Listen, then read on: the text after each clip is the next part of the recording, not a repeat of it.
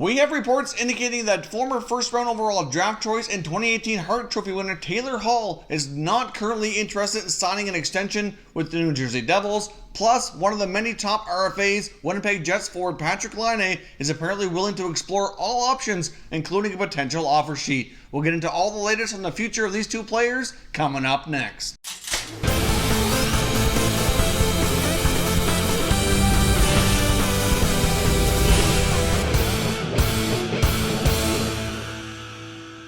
Welcome back to Top Shelf Hockey. If you're new to the channel, thanks for stopping by. We review and discuss all 31 NHL teams, so if you're a huge hockey fan, consider subscribing and clicking the bell so you don't miss anything. So we have a report from the fourthperiod.com's editor-in-chief Dave Pagnotta indicating that New Jersey Devils forward, former 2018 Hart Trophy winner, and former first overall draft choice Taylor Hall may not be interested in signing a contract extension with the New Jersey Devils, at least not at the present time. According to Pagnotta's report, Hall is not interested in looking at an extension offer here with the Devils this summer, which very well might result in a potential trade. The New Jersey Devils have all kinds of cap space, but certainly need to plan for their future. They have a big summer coming up with another first overall draft choice, and if they have a pending UFA like Taylor Hall unwilling to sign an extension, they very well might go down the route of a trade rather than risk losing him for nothing in next year's offseason. I'm going to show you a few excerpts here from the article from thefourthperiod.com as we discuss this a little bit further. If you care to read the article in its entirety, I will put a link to it in the description and the pinned comment, but for right now I'm just going to go through a few excerpts here to kind of drive home the main points of the article. It indicates here, as the Devils try to convince the 2018 NHL MVP Taylor Hall to sign a long-term extension with the organization, multiple well-placed sources have told TFP the 27-year-old, as of now, is not interested in signing a new deal with the club. Devils GM Ray Shero has had open dialogue with Hall's agent Darren Ferris, but it appears for the time being an extension is not in the cards. Ferris declined to comment about negotiations when contacted by TFP. The response he did get, though, went on to say, "Ray and I communicate regularly, and to respect the process, I am unable to provide you with any details," Ferris said via text message. Even with the 2017 first overall selection Nico Hischier on the team and the club selecting first overall again this month, Hall does not seem willing to commit long term. Not now anyway. While that could always change after the 1920 season gets underway, it's unclear if the Devils are willing to enter next season without Hall locked into their long-term plans. Shero may be dealing with a similar task Ottawa Senators GM Pierre Dorion went through last offseason when he dealt star defenseman Erik Karlsson with 1 year left on his contract, at the time knowing Karlsson wasn't going to sign with the team. If Hall becomes available for trade, it would be quite surprising if the Devils do not explore the trade market knowing Hall won't sign with the club. He's now number one on the fourthperiod.com's off-season trade watch list. 30 teams will be knocking on the door to find out the asking price and if there's a deal to be made. Hall does not own any trade protection in his contract, and the Devils will be clear to move him into any team that presents what they deem to be the best offer. It's unknown at this point if Hall would consider signing an extension with another team as part of a trade, should the Devils go that route. Teams were granted permission last summer to speak with Karlsson, who notified the team that he would not be signing an extension as part of a trade. Moving Hall would generate a significant return for the Devils, and talks could heat up later this month closer to the NHL draft, though it's premature to speculate which teams might have interest and which players could be packaged in a deal. In just 33 games with the Devils this past season due to injuries, Hall registered 11 goals and 26 assists for 37 points and was on pace for another 90-plus point season. So obviously for a team like New Jersey, who's going through a rebuild and certainly had some bumps in the road, we saw a resurgence the year before where the Devils come back, made the playoffs, but of course this past year they certainly dipped back down, missed the playoffs and finished quite low in the standings, but a lot of that did have to do with the fact that Taylor Hall was injured and missed a significant chunk of the season. He missed almost 60 games, which certainly had a major impact. Now, the year before, when he won the Hart Trophy, he certainly put the Devils on his back and was by far, I think, the main reason why they win as far as they did. But it was certainly abundantly clear, in my opinion, that the team needed a lot of help and certainly a lot more scoring to make the team competitive on a year-to-year consistent basis. It just didn't seem plausible to me that they could keep that up on Taylor Hall's back year after year and continue making the playoffs without adding a lot of help around him, which at this point at least they failed to do. Now, of course, they do have the number one overall selection in this year's draft and are expected to select top center iceman in the draft, Jack Hughes from the United States National Team Development Program, who's expected to be a phenomenal NHL player and likely should have a pretty immediate impact on this franchise moving forward. However, teams probably have learned from other teams here in the past, like Ottawa did last year with Karlsson, that going into the final year of a contract is certainly a risky part of the business, and they may not want to go down that road. They might want to go down the route of a trade if they don't think they're going to be able to sign their top player to a long-term extension. Now, from Taylor Hall's standpoint, he probably is tired of not winning, tired of not getting into the playoffs, and tired of going through rebuilds. I mean, after he was drafted number 1 overall, he went through a long stretch with the Edmonton Oilers, where even though he had a decent amount of personal success, the team was not winning on a regular basis, didn't really get into the playoffs, and then after being traded to New Jersey, he's kind of going through the same thing. They did have one little spurt where they got in, but now they're back out.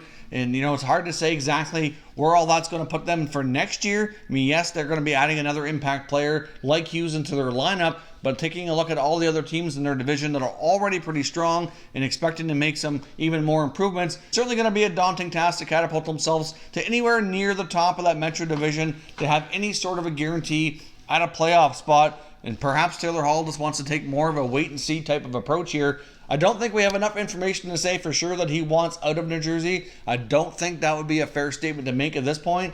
But if I were Devils fans, I'd certainly be concerned. We've seen many other players now in last couple of years kind of go through this and want to explore the free agency process. Like it all started with John Tavares. Of course, Erik Karlsson's likely heading down that road. He didn't even respond to a contract offer from the Ottawa Senators, and even if the offer wasn't acceptable, according to them, they didn't even get a response at all. Karlsson made it clear last summer that he was not interested in staying in Ottawa long term, and even though they were criticized for what the deal was and the return and whatever, they had to do what they had to do, and the Devils might be presented here with similar type options. Now, Taylor Hall's a pretty young, dynamic forward. He's a former league MVP.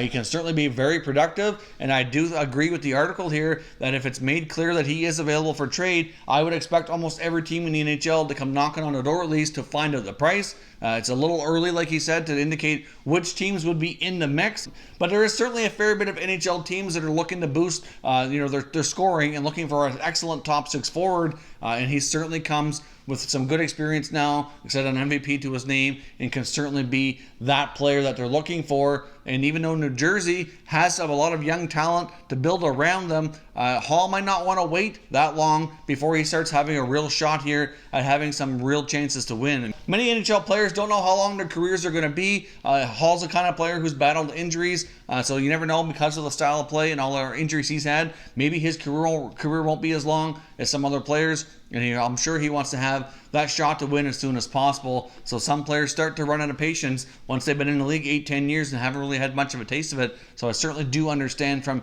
his standpoint. But keep in mind, of course, he's got an agent of Darren Ferris here, who's the same agent for Mitch Marner, who seems to be driving a hard bargain. Ferris seems to be that kind of agent who's certainly willing to play hardball with the GMs, like most of them are. That is his job, but it certainly seems to be one of the more difficult ones to get something done with. So we're not here to set off any panic for Devils fans that Hall wants out. However, the fact that Dave Pagnotta has now pegged Taylor Hall as the most likely player to be traded during the offseason certainly says something about what his thoughts are. The Devils go into the draft here coming up soon in a couple of weeks in Vancouver with the number 1 overall selection. If they did go down the route of trading Taylor Hall, maybe that trade could involve getting other first-round picks. It's really hard to say, but maybe the Devils will end up being big players here at the draft, not only getting the number 1 pick, but maybe some other first-rounders as well. You just never know. They already have a ton of cap space as well, so if they're not going to be re-signing Taylor Hall, if that doesn't work out for them, they'd have even more longer term. They could certainly make a big play in free agency. I'm sure there's all kinds of great free agents out there who would love to have an opportunity to play with guys like Heischer and Jack Hughes. Of course, as always, I want to hear your thoughts and opinions down below. Do you think Taylor Hall has a chance of being traded out of New Jersey? He has no trade protection in his contract, so they can make him available and get the best deal and not have to worry about that at all. So it certainly makes it easier from that standpoint,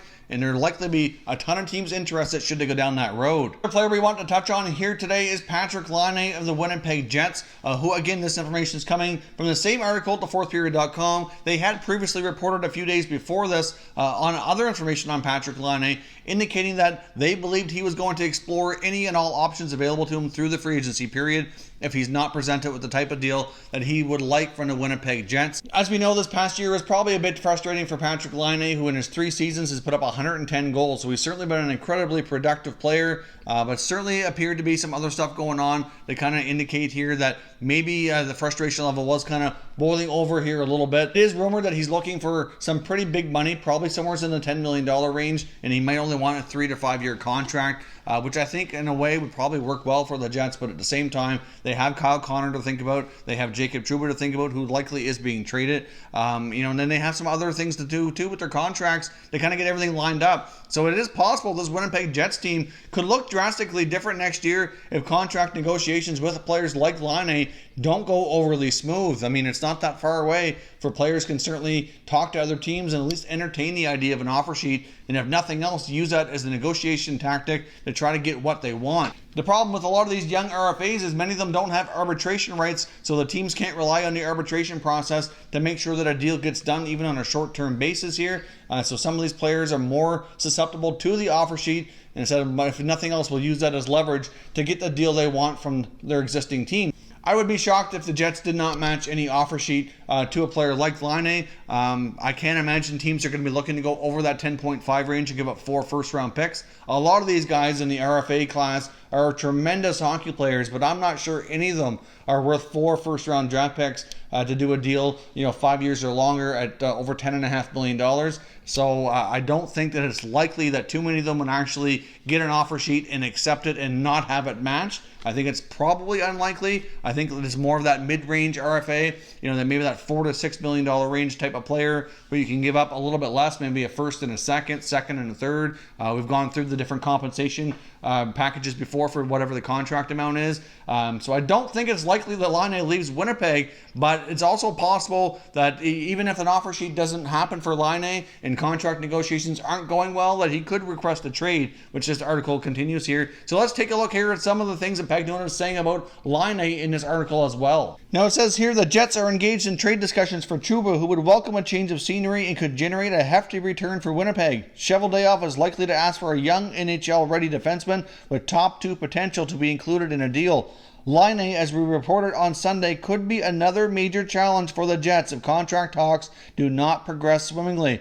If the Jets balk at Laine's asking price, which could hover around $10 million per year, we've been told he is willing to explore alternative options, such as a deal with another team or asking for a trade. It will be interesting to see how this plays out. It's still early, and if a new contract gets ironed out quickly, then there's no need to panic, Jets fans. So again, obviously we're early in the process with a lot of these negotiations. It doesn't mean anything's going to happen, but it just means that some of these players are willing to play hardball to get what they want, or they'll find another team that'll give it to them. It seems like the newer age player in the NHL is not all that interested in taking a team-friendly contract. They're really all about cashing in, getting as much what they think they're worth personally, and letting the chips fall where they may, whether that means staying with their team or moving on. From a player standpoint, that seems to be a lot of the mindsets at least. So I guess we'll see what happens with Laine. He's going to drive a hard bargain, but you know what? That's his right. He's done a heck of a player for the Jets. Like I said, he's got 110 goals in 3 seasons. He's been a pretty solid playoff performer for them. I do think he deserves a pretty substantial contract. So we'll see. Hopefully the Jets can get this ironed out.